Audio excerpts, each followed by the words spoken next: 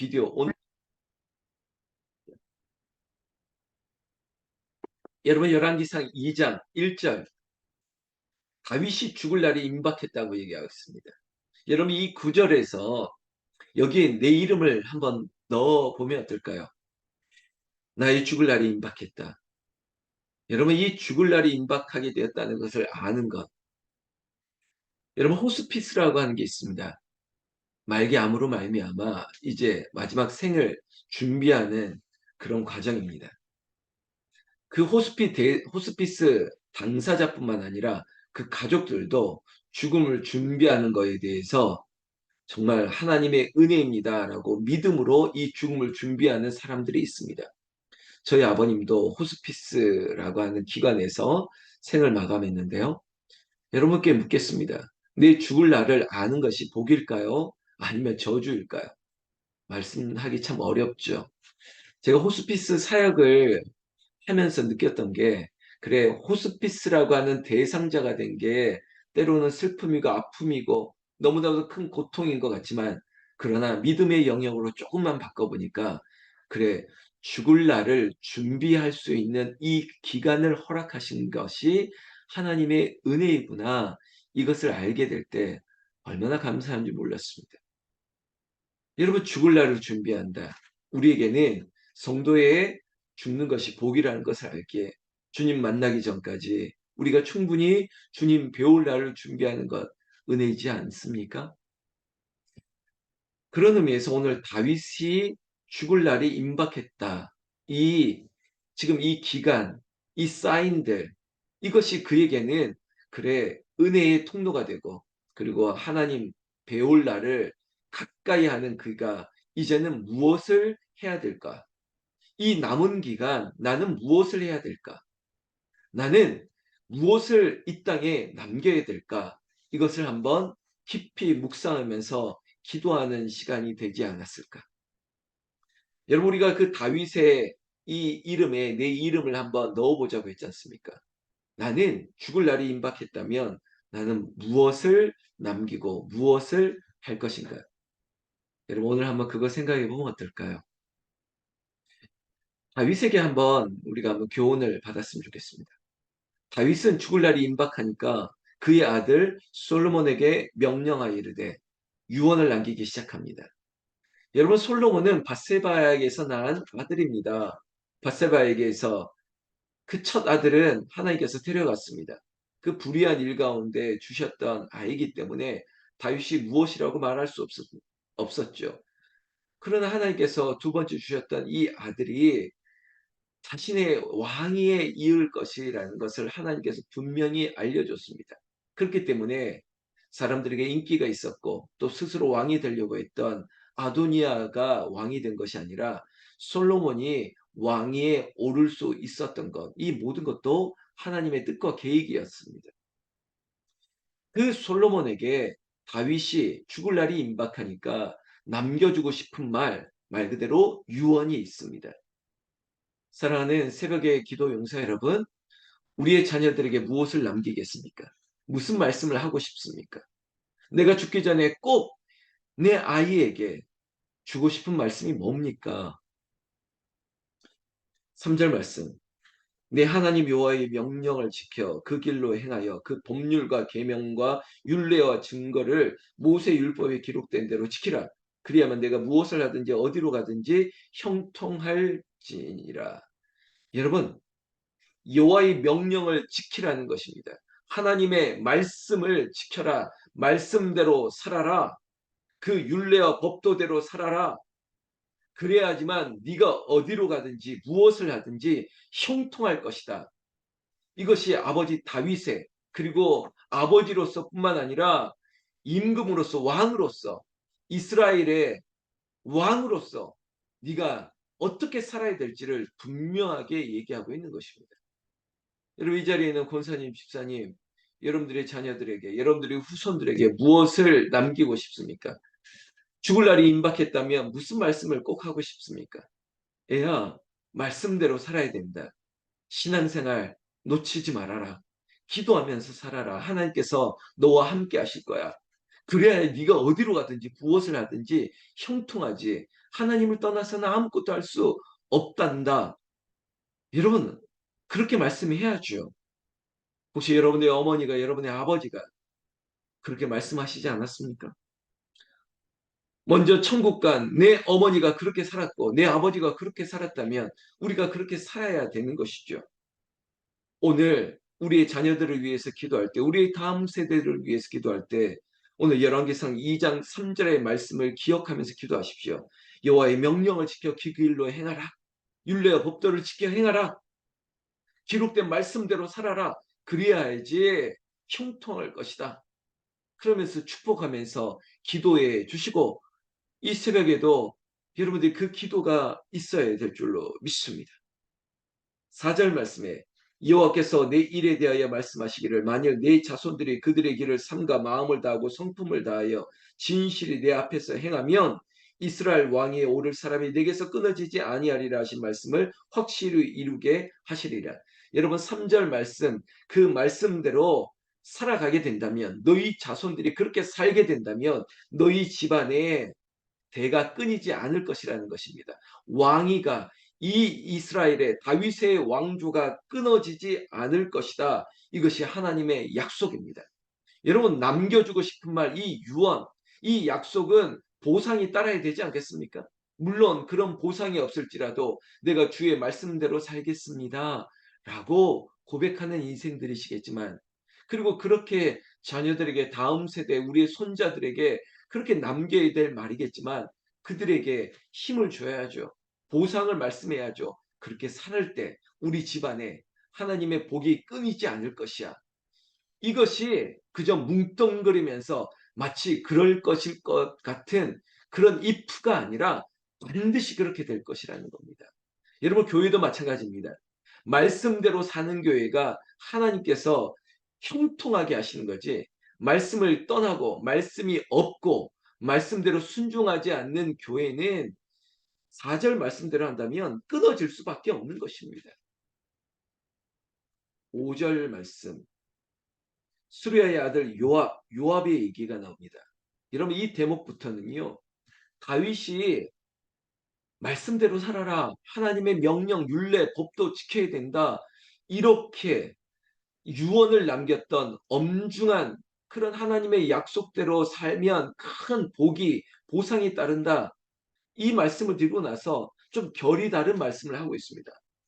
어쩌면은 야 뒤끝이 있네 할 수 있겠지만 무슨 말이냐면 솔로몬에게 나는 이거 징계하지 못했어. 나는 이거 척결하지 못했고 내가 이 인간관계 속에서 이거 징벌하지 못했던 사람과 문제가 있거든.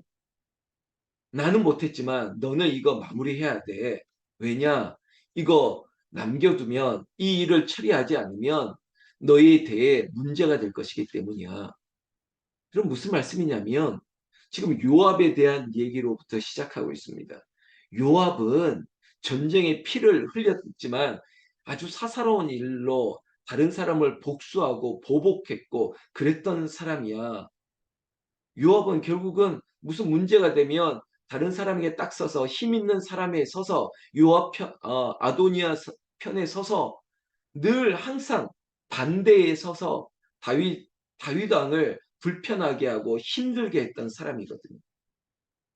오늘 5절 말씀대로 한다면 중반절쯤에 이런 말이 있습니다. 그가 그들을 죽여 태평시대에 전쟁의 피를 흘리고 전쟁의 피를 자기의 허리에 띤 띠와 밭에 신은 신에 묻혔으니 여러분 사사로운 일로 피를 흘리고 그리고 자신의 허리에 띈 띠와 발에 신에 묻혔다는 것은 결국은 자신의 사익을 위해서 자신의 그저 자존심과 생각과 자신의 이익에 따라서 행동했던 요압에 대해서 그 죄에 대해서 너는 묵과하면 안 될 것이다. 여러분 그래서 제가 제 표현으로 뒤끝 있는 것이죠. 여러분 왜 이 말을 남겼을까요? 여러분 오해하지 마십시오. 이런 쓴뿌리는요 언젠가는 또 다른 죄의 결과를 마련하기 때문입니다. 인간적으로는 아예 그냥 남겨두면 좋겠지.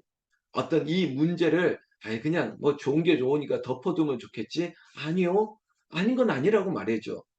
여러분 우리의 자녀에게 어떤 질병의 원인이 될 수 있는 게 있는데 이거 가만히 두시겠습니까? 좀 아파도 절개를 하거나 아니면 수술을 통해서 아프지만 제거하고 이거 원인을 지워야 되지 않겠습니까? 근데 이거 그냥 아이 그냥 괜찮겠지 덮어두겠다고요? 아니요. 여러분 상자 귤 상자 안에 썩어가는 귤 몇 개가 있는데 에이 뭐 한두 개는 괜찮겠지? 아니요. 문제는 그 옆에 있는 것들을 또한 무르게 하고 그 곰팡이 설계하고 다 썩어가게 만드니까 그렇죠. 다윗은 그가 살면서 여러 가지 문제들, 여러분 다윗의 삶을 생각해 보십시오. 배신의 역사가 있습니다. 자식들에게 배신을 당했습니다. 그리고 그의 신하들도 배신했습니다. 심지어 그의 아내들 중에서도 배신한 사람들이 있었습니다.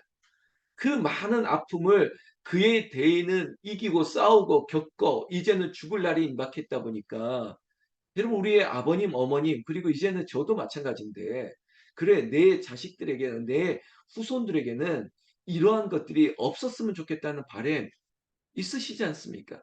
나는 이렇게 살아도 너는 이렇게 살지 마라. 여러분 그러기 위해서 우리가 지금 자녀들에게 주고 싶은 것은 말씀대로 살아야 돼. 그래야지 형통할 것이야. 뿐만 아니라 하나님과의 관계, 마치 십자가를 한다면 수직적인 문제가 정립이 됐다면 수평적인 문제에 있어서 그래 네가 왕이야.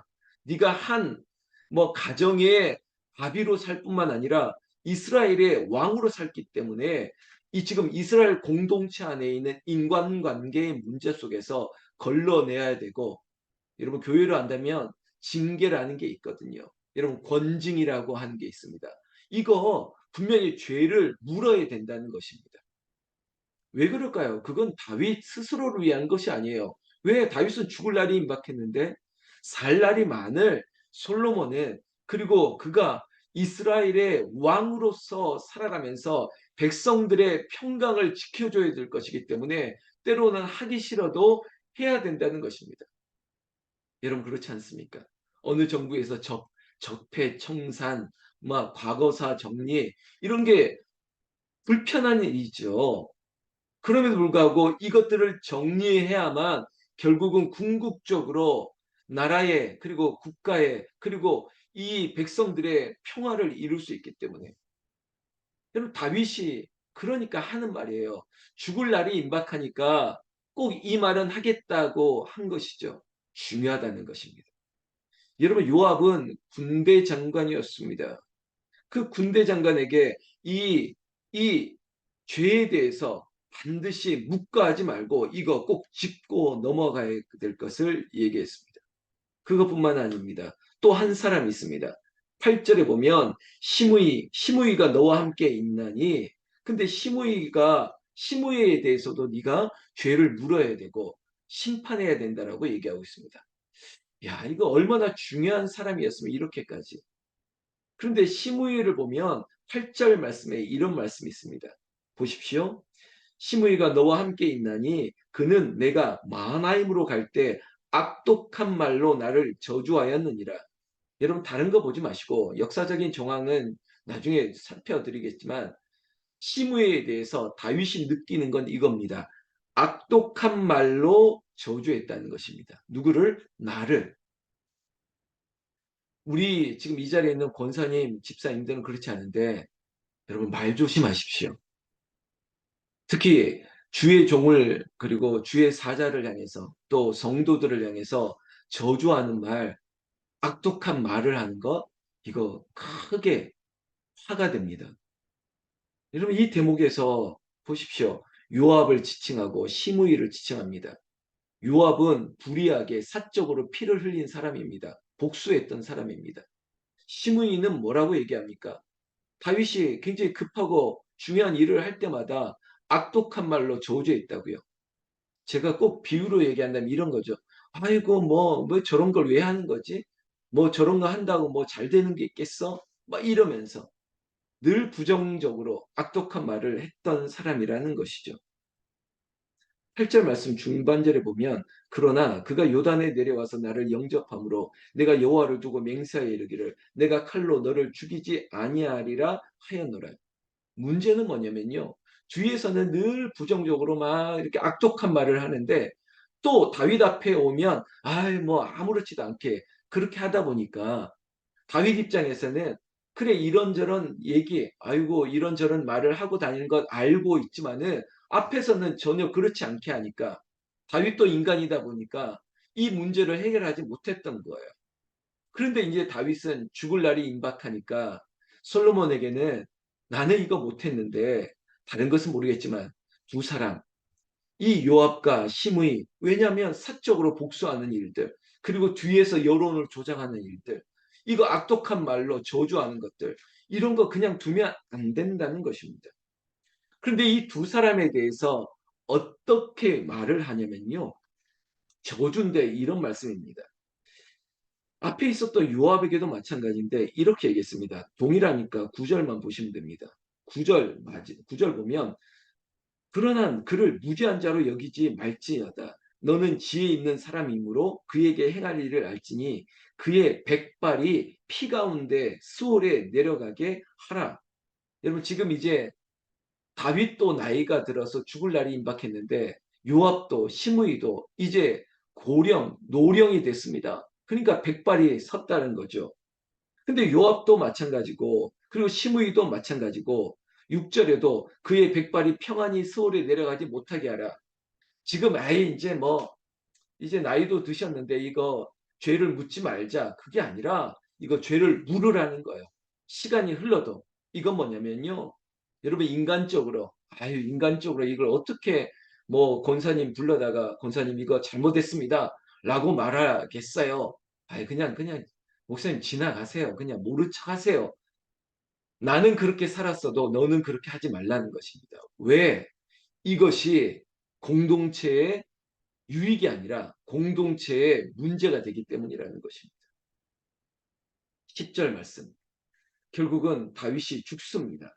그리고 그의 다윗의 삶을 반추해 보니 그가 왕이 된 지 40년을 다스렸는데 7년 동안은 헤브론에서 예루살렘에서는 33년을 그렇게 40년을 살다가 죽었습니다. 그리고 12절 솔로몬이 그의 아버지 다윗의 왕위에 앉으니 그의 나라가 심히 견고하니라.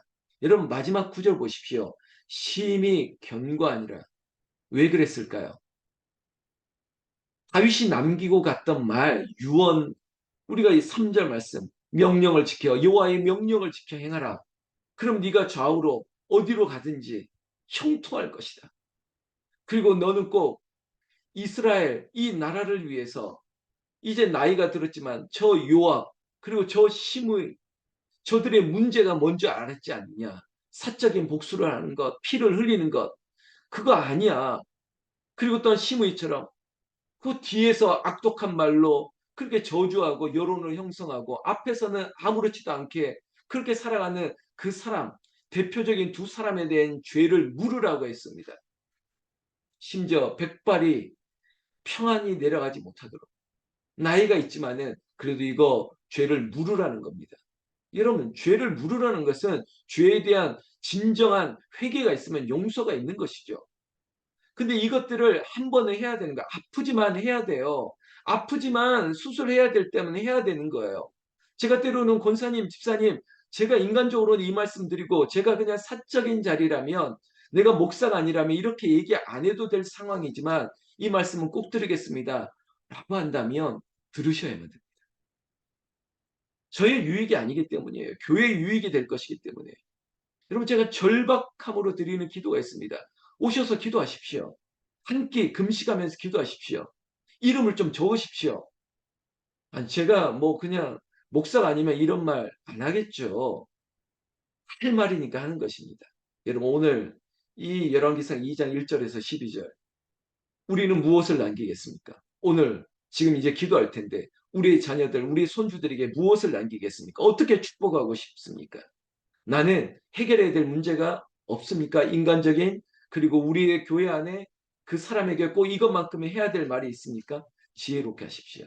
그리고 스스로가 이 부분에 있어서 나도 내 인간적으로 복수하거나 그리고 나의 말로 저주하거나 이것이 있다면 회개하십시오. 그러면 하나님께서 용서하실 것이기 때문입니다. 여러분 오늘도 월요일 1일부터 오늘까지 기도하시는 분들이 있어서 너무 감사합니다. 다니엘 세일의 비상기도회 이름을 적으시고 오셔서 원하는 시간에 오시면 됩니다. 오셔서 제가 앉는 목사의 자리에 또 기도하는 예배석에 앉아서 강단을 바라보면서 기도하시고 여러분들이 자리에서도 하루에 한 끼 아니면 금식하면서 기도하신다면 하나님께서 우리의 상황을 오히려 독수리가 날개치듯 올라가게 하시는 귀한 하나님의 은혜가 축복이 있게 될 줄로 믿습니다. 기도하겠습니다.